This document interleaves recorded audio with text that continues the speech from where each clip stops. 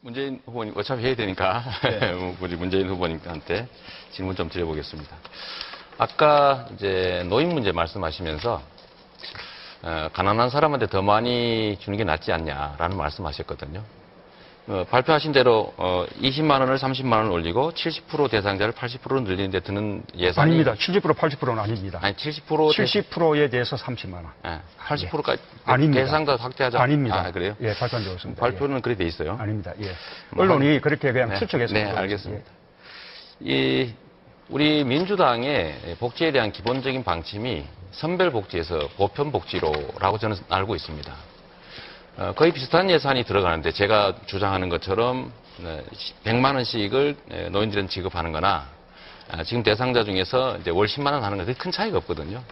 그런데 왜 굳이 한다면 우리 당의 정체성에 맞는 대로 보편복지 방향으로 가시지 선별복지로 가시는지 한번 설명 듣고 싶습니다. 우리 당이 보편복지를 그렇게 주장하는 적이 없습니다. 보편복지, 선별복지, 이제 그 별로 의미 없는 논쟁이라고 생각해요. 그런가요? 실용적인 접근이 필요한 것이죠. 때로는 보편복지, 어떤 부분은 또 선별복지. 네, 알겠습니다. 그거 아니겠습니까? 예. 무상급식 할 때도 이런 논쟁이 있었죠. 왜 가난한 애들을 좀 주고 부자는 빼지 왜 부자까지 넣느냐. 그 논쟁에서 우리 민주당은 보편복지가 필요하다. 급식에 대해서는 보편복지를 주장했던 것이죠. 예. 노인하고 다를 바가 뭐 있나요? 노인과 어린이가 예를 들면 자기 자산을 증명해야 되고 가난을 증명해서 복지 혜택을 받아야 된다고 하는 측면에서 어떤 차이가 있습니까? 글쎄요, 굳이 우리가 뭐 재정만 넉넉하다면 모든 어르신들께 그렇게 뭐 다 해드리면 좋겠지만 우리 재원의 한계가 있으니 어쨌든 하위 70%를 우선적으로 복지 혜택을 드리자는 것 아니겠습니까? 그리고 앞으로 우리가 재원이 더 풍부해진다면 그때는 뭐 그 대상을 점점 높일 수도 있고 또 기초임금의 액수도 높일 수도 있고 그렇다고 봅니다. 그러니까 똑같은 예산이 드는데 7조 원쯤이 드는데 문 후보님은 선별적으로 주자. 가난한 사람 골라서. 저는 그냥 같이 기본소득으로 주자. 둘 중에 선택한다면 국가 재정 부담은 똑같거든요. 근데 왜 굳이 골라야 됩니까?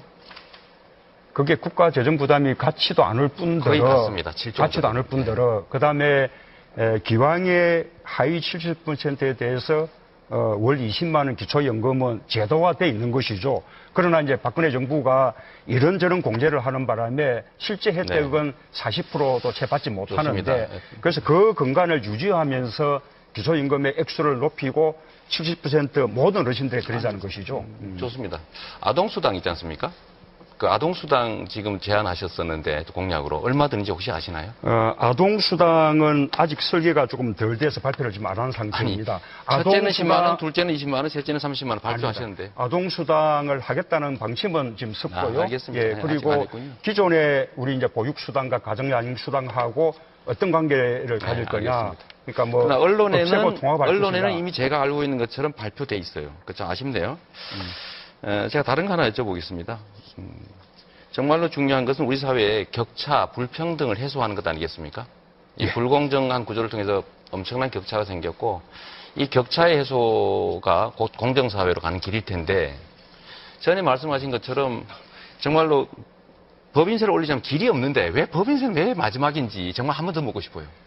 우리가 정세에 대해서는 국민들의 공감을 얻어야 한다고 생각합니다. 우리가 이런 복지 사업을 하고 이런 일자리 창출을 하고자 하는데 이런 정도의 재원이 듭니다. 그리고 이런 재원을 마련하기 위해서 이런 정세를 하고자 하는데 이것으로 부족할 경우에 법인세 정세도 필요합니다. 이렇게 설득해야 되는 것이죠. 그게 결국은 법인세를 맨 마지막에 올리겠다, 마지막에 검토하겠다 하는 것 자체가 결국 기득권자 편을 드는 것 아니냐. 기득권 대연정 아니냐. 이걸로 어떻게 세상을 바꿀 수 있냐. 부자 정세. 자, 3회자 좀 서민 정세 부자 감소. 자, 여기서 줄이겠습니다. 바꾸자는 것이죠. 자, 이재명 후보님. 우리 이재명 후보님 기회만 되면 우리 문재인 후보님한테 안희정 후보냐고 맞짱 토론하자 하는데 뭐 꼴찌 후보인 4등하고도 맞짱 토론하실 용의가 언제든지 있으시죠?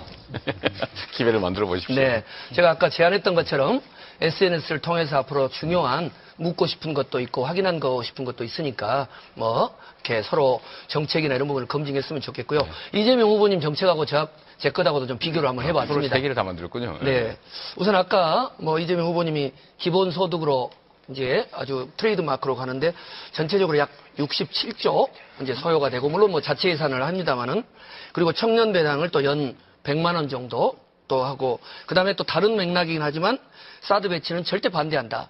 그러면서 주한미군 철수를 감수하더라도 전시작전권은 환수해야 된다. 이런 이제 여러 가지 주장을 하셨단 말이에요. 그런데 좀 아까 우리 뭐 보시기 편하게 주한미군 철수 감수하고 전시작전권 환수 그런 얘기 한 일이 없어요. 그래요? 저는 언론에서 나온 걸 했기 때문에 언론에 그런 거 나온 일이 없습니다. 제가 그걸 보지 않고 했겠습니까? 네. 언론에 나온 저는 건데. 못 봤어요. 자, 네. 이런 식으로 이재명 후보님이 집권해서 운영하게 되면 지금 여기 나왔던 것처럼 국가 총부채가 8천조고 그 외에 지금 미국은 또 대북 선제 공격을 논의하는 이런 상황에서 정말 대한민국이 또 다른 국가 부도 위기 또는 대단히 재정 건전성이 악화될 네. 위험성이 높지 않느냐는 이런 지적들 듣고 계시죠? 네, 어떻게 제가- 생각하시나요? 일단은 그 좀 팩트를 정확하게 네, 알고 하시면 네, 좋을 것 네. 같고요. 제가 가계부채 탕감 24조는 명목상 금액이 그런 정도 규모인데 예산 한 푼도 안 들이고 탕감 안 알고 있어요. 하겠다라고 네, 한 거니까 네. 그걸 거기다 더 하시면 안 되겠죠. 아니죠. 그 예산을 다른 데 투여할 수도 있는 거기 때문에 그 예산이 안 된다니까요. 사람들의 부채가 24조가 있는데 정부 예산을 들이지 않고 탕감할 수 있다고요. 어떻게 해요? 이미 그걸 1%에 사놓은 것들이 있고 네. 이미 상각 처리한 것들 치료기간 지난 거 가지고 있는 명목상 금액이 24조 원이라는 겁니다. 아니 그 24조를 돈 한 푼 나중에 안 확인해 들이고 보세요. 해결할 수 있다는 거예요? 네, 그렇게 발표했어요. 네, 일단 정부가 설명해- 가지고 있는 네. 부실 채권을 털면 됩니다. 네. 두 번째는 기본소득 43조의 아니 국토보유 전체적 이 강론을 이야기하지 마시고 아니 아까- 잠깐만요. 팩트를 확인하자니까요. 기본소득 43조에 국토보유세를 별도로 써놨는데 합친 게 43조입니다. 좀 그런 거 좀 분명하게 해주시고요. 네, 네. 전반적인 기본- 국가 경제 위기를 어떻게 극복할 것인가? 자, 43조는 28조 원은 기존의 400조 예산 중에서 이미 어차피 대기업 R&D 지원이든 토목 예산이든 어차피 쓰는 돈들을 아껴서 성남시가 1조 6천억 중에 7%를 아껴서 복지 정책하고 빚을 갚았던 것처럼 국가에서 28조 원은 충분히 마련할 수 있다 이런 뜻이고요. 두 번째 17조 원은 새롭게 국토보유세를 도입해서 전액 국민에게 100% 돌려주는 목적세로 만든다. 네. 라는 거니까 이거는 재정에 부담이 되지 않습니다. 네. 빚 어떤- 얘기를 하지 않았으면 네. 좋겠어요. 그렇게- 이미 국민들이 낸 세금으로 하는 거니까. 그렇게 되면 좋겠고요. 작년 6월에 퍼브스지에서 네. 한국과 스웨덴, 노르웨이를 재무 위기에 빠질 위험성이 높다. 네. 이렇게 이제 지적을 하고 있고 이런 상황에서 일국의 대통령이 되고자 하는 분은 어떤 지역 경제의 활성화도 중요하지만 국가 부도 위기, 재정 건전성에 대해서 같이 고민을 해야 된다고 보고요. 네. 이재명 후보께서 필리핀의 두테르테 대통령이 강경한 대미 압박을 통해서 26조 이익을 챙겼다라는 말씀을 하셨는데 사실 거기는 우리에게 치면은 독도와 같은 중국과 경제 협력을 했다 그 말입니다. 네, 근데 거기는 우리의 독도와 같은 중요한 영유권을 중국에 주고 한 거거든요. 그런 내용을 알고 이야기하신 건가요? 영유권을 주고 한 게 아니라 자, 시간 다 돼갑니다. 네. 자, 그 얘기 말고 제가 자꾸 부채를 늘린다고 주장하시는데 저는 부채 늘리지 않고 현재 있는 기존의 예산 범위 내에서 하기 때문에 부채가 늘어나지 않습니다. 자꾸 왜 부채가 늘어난다고 허위 사실을 자꾸. 부채가 늘어난다는 것이 자, 아니라 이 정도 해주시고요. 그러면 지금 재정 다음- 위기를 극복할 자, 수 있는 그런 그런 비전이 안희정 최성 약하다는 후보 거죠. 지금 다른 두 명 남아 있죠. 네, 우리 안희정 후보님이죠. 예. 네. 또 안희정 후보님, 네, 제가 그냥 지나가는 얘기로 우리 전에 이제 문재인 후보님께서 사실 안보관 강조하시다가 약간의 실수를 하시는 바람에 본의와 다르게 이제 오해를 받으신 부분이 있습니다. 그건 뭐 광주의 일부 또 피해자들한테 상처가 되니까 뭐 항의 받을 수도 있는 일인데 저는 그 문제를 광주 학살 세력 그 후예인 새누리당의 잔당들 이쪽하고 손을 잡아서 권력을 나누겠다, 동지가 되겠다 이렇게 대연정 주장하시는 분이 그 문제 지적하는 건 전 정말 놀랐습니다. 그 얘기 하나 좀 드리고 싶고요. 예, 그건 이재명 후보님 제가 다 여러 가지 좋아하는데 너무 정치를 극단적으로 비교해서 이렇게 공개하지 마세요. 네, 좋지 알겠습니다. 않습니다. 네, 네. 네. 어쨌든 그런 좀 아쉬움이 있다는 말씀 제가 드리고요. 현재 의회에서의 대연정과 협치를 좀 강조하는 것을 갑자기 그 학살 세력의 후예들이라고 또 상대를 그렇게 규정을 하는 것도 제가 볼 때는 좀 문제고. 바른당, 새누리당은 네. 맞지 않습니까? 아, 그래도 그렇게 네, 표현하면 알겠습니다. 네. 어떻게 합니까? 예. 저는 좀 달라서 그렇습니다. 이해하시면 좋겠습니다. 예, 그리고, 예. 제가 하나 이제 정책적인 거 좀 여쭤보려고 그래요. 우리 안희정 후보께서는 노동 유연성 주장하시잖아요. 네. 지금 우리나라의 가장 큰 문제는 말씀드렸던 것처럼 엄청난 격차가 사람들에게서 기회를 뺏고 또 희망을 뺏어가고 있는데 노동의 목, 소위 노동소득 분배율이 지금 80%에서 63%까지 떨어졌습니다. 이 노동소득, 즉 가계소득을 늘려야 경제가 사는데 노동 유연성을 강화해서 노동소득이 떨어졌는데 여기서 더 노동 유연성을 강화해서 노동자들이 더 힘든 처지에 처하면 경제가 나빠지지 않겠습니까? 거기에서 노동 유연성 제도와 네. 그 임금 소득이 줄어드는 것은 좀 다른 문제입니다. 즉 고용과 해고의 유연성을 유지하더라도 우리는 그 노동 유연성이 임금 착취로 이어지지 않도록 사회 제도를 좀 만들어야 되는 거 아닐까요? 네, 동의합니다. 네, 동의하는데 노동 유연성이 생겨나면 노동자들이 힘이 약해지기 때문에 필연적으로 노동 조건이 나빠집니다. 그래서 경험적으로 새로운 형태의 민주주의가 좀 필요하다고 주장하는 그 겁니다. 새로운 네. 내용이 없는 거죠. 예. 새로운 게 바로 뭔지 잘 그것이 모르겠어요. 지금 사회적 대타협을 제가 주장하는 네, 내용입니다. 알겠습니다. 또 한 가지 우리 경제가 어려운 이유는 사실 재벌 대기업들이 과도한 사내 유보금을 쌓고 돈이 시중에 돌지 않기 때문에 온 경제 침체입니다. 이거를 우리 문재인 후보님께서도 존경하는 그 루즈벨트가 소위 재벌의 당시로는 독점 대기업에 대한 과세, 그다음에 노동자 보호, 노동권 강화 이런 걸 통해서 국민의 소득을 늘리고 안정적인 일자리 만들고 그다음에 복지 강화를 해서 같이 잘 사는 그런 체제 만들어서 미국의 50년 경제 호황을 만들어냈습니다. 누구나 아는 거죠. 그런데 지금 재벌 대기업들에게 지나치게 많은 부가 축적이 돼서 이 불균형, 불평등이 심화되니까 재벌 대기업들이 가지고 있는 과도한 사내 유보금 더 쌓이지 않도록 뺏자는 게 아니라 세금 좀 정상화해가지고 복지 확대하자. 그리고 복지 확대를 하되 전에 우리 안 후보님 말씀하신 것처럼 장애인, 약자, 노인, 제가 그 노인 보호하자, 장애인 지원하자, 농민 지원하자, 보육 지원하자, 학생 지원하자, 교육 지원하자, 청년 지원하자, 다 취약계층들 아닙니까? 이거를 위해서 기본소득을 100만 원 지급하자는데 이게 왜 예를 들면 우리 안 후보님이 볼 때는 그렇게 마음에 안 드는지 모르겠어요. 우리 예, 민주당의 우선은 정체성과 관련돼 있지 않습니까? 누구나 다 이제 30초 얘기하더라도 남았습니다. 기본소득제는 기준이 복지제도를 네. 복지제도에 너무 가짓수가 많으니까 그거 정리해서 기본소득제로 나눠주자는 겁니다. 네. 유럽에서 논의되는 게. 그러려면 기존 복지제도에 대한 개혁안을 먼저 논의하셔야 합니다. 그거 없이 기본소득제를 거기다 넣으면 네. 그것은 재정에 굉장한 어려움을 가져오게 되지 않느냐. 그 문제 얘기입니다. 네. 자, 혹시 두분 토론 잠깐 여기서- 아니 4초 남았는데 왜 그러세요? 예. 이러지 마십시오. 아니. 중요한 얘기인데. 예. 자, 아니 그러시면 안 되죠. 하시죠. 5초 남았는데. 혹시 그 이재명 농업 제가 그러면 저도 말씀드리겠습니다. 이재명 후보께서 이미 시간을 초과하신 그래요? 분이 많이 알겠습니다. 있습니다. 이재명 후보. 예. 예.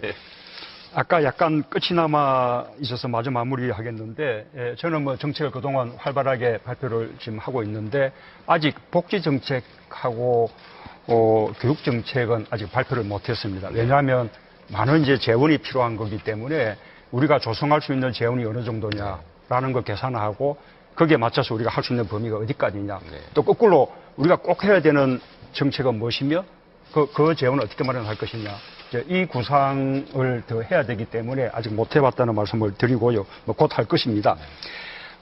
질문은 아까 사드에 대해서 단호한 반대, 네. 다음 정부를 미루자고 애매한 태도 취하지 말라 이렇게 말씀을 하셨는데 정작 우리 이재명 후보님은 작년 12월에 중앙일보하고 인터뷰에서 미국과 협의가 된 사안이니 일방적인 폐기는 불가능하고 무책임하다.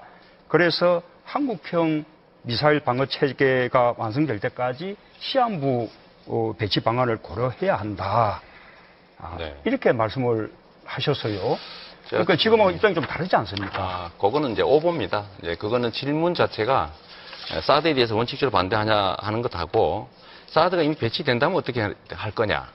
이미 기정사실이 될 경우 배치해버리면 어떻게 할 거냐에 대한 답이 좀 뒤섞인 겁니다. 예, 알겠습니다. 네. 그러면 그렇다면 알겠습니다. 예, 그렇게 뭐 설치되면 이해하겠습니다. 임시 조치라든지 이제 예, 복구에 뭐 그렇게 이해하도록 하고요. 지금 이제 사드 우리의 대체로 우리 당의 입장은 사드 배치를 다음 정부로 넘기라는 것인데 지금부터 우리가 반대를 할 작정이라면 지금 이 시기에 우리 당 일단 우리 후보들이 다 반대해야 맞는 것이죠. 네. 그러나 다음 정부로 미루라고 한다면 그러면 사드 배치돼서 가부 양쪽을 다 열어놓고 충분한 공론화 또 외교적인 설득을 통해서 우리 안보도 지키고 국익을 지키는 그런 결정을 하겠다라고 하는 것이 맞는 거 아니겠습니까? 이거는 뭐 워낙 중대한 사안이고 이미 배치하고 있기 때문에 기본적인 원칙을 정하고 발표를 해줘야 예를 들면 미국이든 중국이든 판단 여지가 생깁니다. 근데 애매하게 이쪽도 아니고 저쪽도 아니고 모르겠다고 하니까 압박을 가하면 우리의 이익을 관철할 수 있겠다고 해서 더 심하게 나오는 거죠. 아주 유력한 차기 대통령이 되실 분이신데 입장을 정리를 하고 예를 들면 이게 옳은 거냐 아닌 거냐 방향은 정하셔야지 방향도 안 정해놓고 다른 사람이 국회가 정하면 그에 따르겠다. 나중에 보면은 방안이 있다 이렇게 얘기하시는 건 사실은 좀 책임 회피 같은 느낌이 드는 거죠. 네. 예. 뭐 이렇게 사드 배치 반대하면 뭐 시원할 수는 있는데 그러나 당장 우리가 북핵에 대해서 마땅한 대응 수단이 없는 가운데 실제의 허용하고는 뭐 이렇게 상관없이 그래도 많은 국민들이 그 사드가 북핵에 대한 대응 방안이라고 그렇게 생각하는 분들이 많이 계시고 또 한편으로는 사드 배치를 반대한다면 중국하고 관계는 풀어질지 모르겠는데 이미 부분까지 반입돼 있는 상황에서 미국하고의 한미 동맹 관계를 어떻게 이렇게 또 풀 수 있겠습니까? 그래서 아까 말씀드린 대로 양쪽을 다 들어놓고 미국하고의 안보 협력 관계도 지켜내고 또 중국과의 경제 협력 관계도 아주 그렇게 해야 되지 않겠습니까? 네, 맞습니다. 그런데 문제는 국민이 이걸 북핵 방어용으로 생각하고 있다는 것은 이게 북핵 방어에는 거의 도움이 안 된다. 수도권 방어에 도움도 안 된다고 하는 것을 객관적인 사실을 알려줘야죠. 후보님처럼 마치 저들이 사드를 강요하기 위해서 퍼뜨리고 있는 사실이 좀 맞지 않는 얘기들을 국민들한테 하시면 어떡합니까? 우리는 입장을 정확하게 정하고 국익이 뭔가를 생각하고 미국의 조치가 잘못됐으면 반대할 수 있어야 됩니다. 자, 제 시간 다 됐고요. 자, 문재인 그러면 후보 찬스 발언 쓰시겠어요? 쓰겠습니다. 좋습니다. 예. 네. 우리 뭐 후보들 지금 경쟁하고 있지만 한 팀입니다. 그리고 함께 힘을 모으기만 하면 정권 교체 꼭 해낼 수 있는 그런 강팀이라고 생각합니다. 그래서 우리가 함께 할 때를 생각하면서 우리가 정말 네거티브만큼은 좀 하지 말자라는 호소 말씀을 드리고 싶습니다. 네거티브 하면 그 네거티브에 의해서 상대가 더럽혀지기 이전에 자기 자신부터 먼저 더럽혀지고 우리 전체의 힘을 약화시키는 것입니다. 그래서 네거티브 정말 우리끼리는 하지 말자라는 말씀을 꼭 드리고 싶습니다. 저는 뭐 최성 후보님한테 먼저 좀 의견을 좀 몇 가지 묻고 싶습니다. 자, 그럼 이재명 후보와 최성 후보 간의 맞짱 토론. 네, 제가 사실 우리 최성 후보님은 발표한 정책들을 발견하기가 좀 어려워서 제가 가지고 있는 생각들을 몇 개 여쭤보도록 하겠습니다. 어제 발표를 네, 상세했습니다. 우리 사회의 가장 심각한 문제 중에 하나가 저출산 문제 아닙니까? 저출산의 가장 큰 원인은 보육, 교육 비용이 많이 든다는 사실이죠. 이 보육과 교육 부담을 줄이기 위해서 국가가 일정한 역할을 해야 된다는 건 동의하시죠? 네, 물론이죠. 그래서 보육에 필요한 비용을 지원하고 또 교육에 필요한 비용을 지원하는데 그것을 예를 들면 제가 기본소득이라는 개념으로 아동과 학생, 청년들에게 연간 100만 원 정도씩을 지원한다고 하는 게 기본소득의 이름을 갖고 있지만 사실상 보육정책, 교육지원정책 아닙니까? 이거 혹시 찬성하시나요? 아주 좋은 제안인데 문제는 우리 이재명 후보께서 제안하신 내용이 청년 수당을 월 100만 원씩 주는 거 외에도 다양한 수당들을 제공을 하는데 문제는 우리가 8천조에 가까운 국가통합부채가 있는 상황이고 또 하나는 재정적인 어려움이 있는데 삼성 재벌의 아들이나 또는 정유라 씨나 뭐 이런 모든 사람들에게 그 월 100만 원에 해당되는 걸 주는 것보다는 그 예산을 오히려 좀 아껴서 청년 실업 청년 알바생 이런 부분에 대해서 좀 더 실효적인 선택적인 지원을 하는 것도 좋겠다 이렇게 생각합니다. 선별적으로 좀 하는 게 더 효율적이다 그 말씀이시죠? 다른 뭐 여러 가지 기본소득도 중요하지만 그런 데 대한 지혜를 좀 모을 필요가 있지 않느냐 이렇게 제가 생각합니다. 말씀하시는데 간단하게 좀 해주시면 좋겠고요. 국가정책이라고 하는 것이 선별해서 할 경우에 반드시 효율적이냐라고 하는 데 대해서는 이론이 있습니다. 그렇죠. 선별하게 되면 납세하는 사람들이 저항을 합니다. 그리고 선별하는 비용이 더 들기도 합니다. 복지 전달 비용이 더 들기도 하죠. 만약에 이 100만 원 정도씩의 기본소득을 재정 부담을 자꾸 문제 삼는다면 400조 국가 예산 중에서 28조 7% 조정해서 만들 자신은 없으십니까? 지금 이제 이재명 후보께서 하시는 부분은 청년 배당만이 아니라 여러 가지에 네. 대한 기본소득을 이야기를 하고 있기 때문에 그 외에 네. 우리가 우선적으로 투자할 재원들이 많은데 거기에서 똑같은 1년에 100만 원을 제가 줬을 얘기 좀 때, 할게요. 네. 1년에 100만 원을 줬을 때 과연 그것이 얼마만큼 청년 문제를 푸는데 해결이 되겠습니까? 이게 단순히 복지 정책을 넘어서서 기본소득으로 100만 원씩을 지역화폐 형태로 지급하면 제주도에서 받는 사람 제주도에 쓰고 네. 부산에서 받는 사람 부산에 써서 지역 경제가 살아납니다. 네. 우리 성남시에서 지역화폐로 지급했기 때문에 우리 성남시의 재래시장 골목 상권의 매출이 늘어나고 전국에서 창업하기 희망 지역, 창업 희망 지역이 강남구에 이어서 네. 성남시 순정은 두 번째가 됐습니다. 네. 이런 걸 보면 경제 활성화의 불쏘시개 역할이 좀 근데 있다는 거 이재명 말씀드리고 후보님? 싶고요. 예, 이재명 후보님? 제가 다른 거 하나 물어보겠습니다. 하나만 더 말씀드릴게요. 미안합니다. 제가 주도하는 시간입니다. 아, 그래요? 네, 좀 이럴 때는 네. 협조 좀 해주세요. 사드 얘기 말씀하셨는데 저는 모든 걸 일시적으로 동결하고 그다음에 고위급 회담을 통해서 협상을 하고 일괄 네. 타결해서 문제를 풀어야 된다는 점에 대해서 최성 후보님의 의견 동의하고 저는 한반도 네. 평화 프로세스라고 하는 걸 이미 발표했습니다. 네. 이런 점에 대해서는 뭐 기본적으로 이해가 동의가 되는 것 저는 같아요. 좀 달라요, 이재명 후보는요. 네. 이재명 후보님의 여러 잠깐 가지 제가 질문하는 중인데 외교안보 정책은 좀 위험하다고 봐요. 네. 네. 기본적으로 사드 배치 문제에 대해서 네. 그냥 차기로 넘기자. 좋은 네. 방법이 있다. 보관이 있다. 네. 국민들은 좀 믿어라. 오케이. 네. 방향이 없지 않습니까? 네. 방향이 뭡니까 도대체? 자, 그런 점에서 배치하자는 겁니까? 철수시키자는 마냥 겁니까? 좋습니다. 마냥 차기 정부로 미루는 것도 문제지만 무조건 반대를 하면서 주한미군을 철수하는 한이 있더라도 여러 가지 한미 동맹이 위협받을 때 그거는 팩트를 어긋나요. 주한미군을 철수할지라도 말한 일 없어요. 작전지휘권을 헌수하겠다고 했죠. 그 그 내용을 제가 얘기지. 봤어요. 다르게 얘기하시면 안 되죠. 자, 그래서 사드 문제는 자, 시간 다 찬성이냐 돼가고 있습니다. 반대냐는 문제가 최선 아니라 후보. 북핵 문제를 포함해서 한반도의 평화정착, 한미동맹과 연관돼서 가야 된다. 이재명 후보님하고 말씀 나누고 들었습니다. 감사합니다. 예. 이재명 후보님 성남시를 잘 이끌어 주셨습니다. 지방 기초단체 차원에서 지역의 생활복지나 생활 밀착형 복지 행정을 펴는데 굉장히 많은 모범을 저는 보여주셨다고 생각을 합니다. 그런 점에서 저는 아주 이재명 시장님의 노력에 대해서 자랑스럽게 생각합니다. 근데 이제 어떻습니까? 그 광역 행정인 도와 네. 시 행정이랑 또 다소 좀 마찰을 빚을 때도 있지 않았습니까? 어떻습니까? 저는 제가 시민들에게 한 약속, 공약 네. 지키기 위해서 네.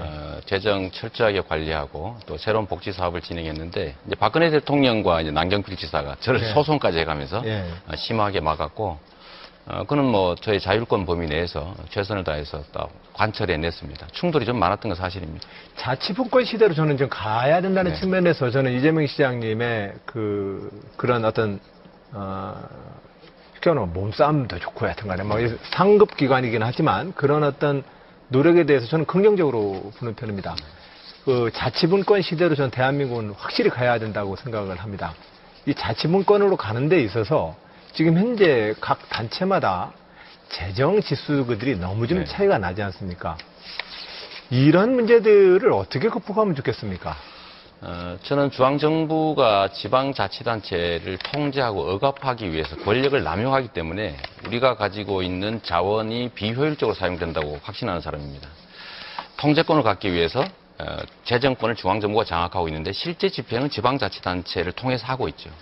그래서 저는 국가 위임 사무를 대체적으로 다 폐지하고 그 해당되는 81조 원 정도가 되는데 그 금액만큼 각 자치단체에 자율권을 부여하면 뭐 전남이나 이런 데가 약 2조 원 이상의 자율권을 갖게 됩니다. 그럼 그 지역에 맞는 사업을 할 수 있죠. 이게 진정으로 국가 자원을 효율적으로 사용하야 하는 길이다. 국가 이제 유임 사무를 자치 사무로 전반적으로 좀 네. 전격 내려 보내주고 그것에 해당되어지는 재정에 대한 어떤 그 자기 결정권까지 좀 확실히 넘겨주자는 말씀이시죠. 그렇습니다. 예. 저도 그런 점에서 개헌이 논의가 된다면 자치분권 헌법, 즉 현재로서는 법령의 범위 내에서 자치단체가 자치활동을 좀 하도록 규정을 하고 있는 헌법이 실질적인 자치분권의 지방정부가 될 수 있도록 자치분권 헌법의 개정으로까지 강조를 하고 있습니다. 네. 시장님은 어떻게 생각하십니까? 제가 가장 중점을 두고 주장하는 부분 중에 하나가 바로 그거죠. 저는 똑같은 예산을 가지고 훨씬 더 효율적으로 재원을 사용했는데 이유는 다른 자치단체들은 성남시민 1인당 예산보다 훨씬 더 많은 예산을 가지고도 자율적으로 운영하지 못하다 보니까 낭비적 요소가 생겨납니다. 성남시는 사실 시민들이 세금은 더 많이 내지만 정부 지원이 없기 때문에 1인당 예산은 더 작은데도 다른 지역과 다른 복지 정책들을 만들어낼 수 있었던 거죠. 그 뿌리는 바로 자율권입니다. 자치와 분권이 강화되면 그만큼 효율성이 생긴다. 꼭 예. 그렇게 해야 됩니다. 성남시 우리 이재명 시장님의 도시 경영의 속에서의 이 자율권 확보를 위한 아주 결단력 있는 어떤 도시 운영과 행동에 대해서 저는 높이 평가합니다. 그건 우리 지방자치 역사에서 굉장히 좋은 사례를 만들었다고 생각합니다. 다만 성남시의 재정력 지수랑 비교해보면 다른 데는 다 가난합니다. 참 어렵습니다. 네. 자체 수입으로 봉급도 못 주고 있는 시군이 너무 많습니다. 그런 점에서 현재 저는 내국세의 국가 조세에 있어서 19.24%를 헐어서 지금 지방재정교부금으로 나눠주고 있는데 이 비율을 확실히 높여서 지방자치단체가 지방정부 수준으로 책임있게 지역살림을 꾸리는 그런 대한민국으로 가야 된다고 주장하고 있습니다. 정부가 이런저런 공제를 하는 바람에 실제 혜택은 40%도 채 받지 못하는데 좋습니다. 그래서 그 근간을 유지하면서 기초임금의 액수를 높이고 70% 모든 어르신들이 그러자는 것이죠. 좋습니다. 아동수당 있지 않습니까? 그 아동수당 지금 제안하셨었는데 공약으로 얼마 드는지 혹시 아시나요? 아동수당은 아직 설계가 조금 덜 돼서 발표를 지금 안 하는 상태입니다. 첫째는 10만 원, 둘째는 20만 원, 셋째는 30만 원 발표하셨는데. 아동수당을 하겠다는 방침은 지금 섰고요. 알겠습니다. 예, 네, 아직 안 그리고 했군요. 기존에 우리 이제 보육수당과 가정양육수당하고 어떤 관계를 가질 거냐. 알겠습니다. 그러니까 뭐 그러나 없애고 통합할 언론에는 것이다. 이미 제가 알고 있는 것처럼 발표돼 있어요. 그렇죠? 아쉽네요. 제가 다른 거 하나 여쭤보겠습니다. 정말로 중요한 것은 우리 사회의 격차, 불평등을 해소하는 것 아니겠습니까? 이 불공정한 구조를 통해서 엄청난 격차가 생겼고 이 격차의 해소가 곧 공정사회로 가는 길일 텐데 전에 말씀하신 것처럼 정말로 법인세를 올리자면 길이 없는데 왜 법인세는 왜 마지막인지 정말 한 번 더 묻고 싶어요. 우리가 정세에 대해서는 국민들의 공감을 얻어야 한다고 생각합니다.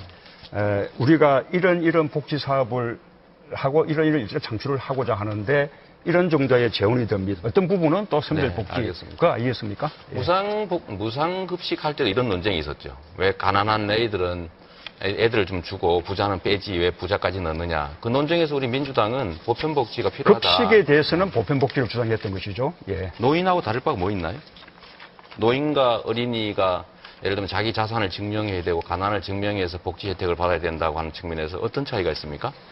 글쎄요, 굳이 우리가 재정만 넉넉하다면 모든 어르신들께 그렇게 다 해드리면 좋겠지만 우리 재원의 한계가 있으니 어쨌든 하위 70%를 우선적으로 복지 혜택을 드리자는 것 아니겠습니까? 그리고 앞으로 우리가 재원이 더 풍부해진다면 그때는 그 대상을 점점 높일 수도 있고 또 그러니까요. 기초임금의 액수도 높일 수도 있고 그렇다고 봅니다. 그러니까 똑같은 예산이 드는데 7조 원쯤이 드는데 문 후보님은 선별적으로 주자. 가난한 사람 골라서.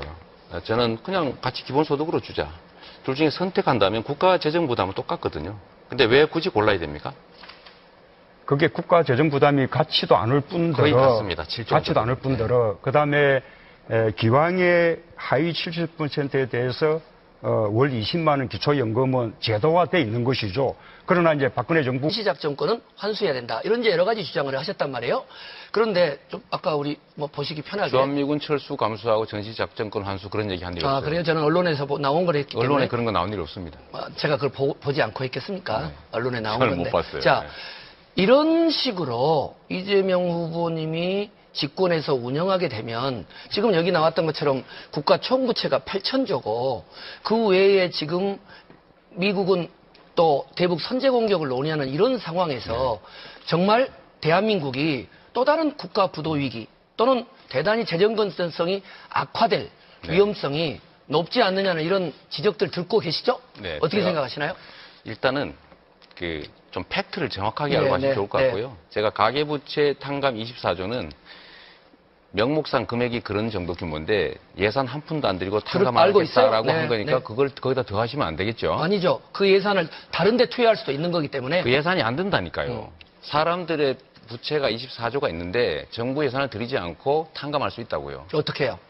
이미 그걸 1%에 사놓은 것들이 있고 네. 이미 상각 처리한 것들 치료기간 지난 거 가지고 있는 명목상 금액이 24조 원이라는 겁니다. 아니 그 24조 다.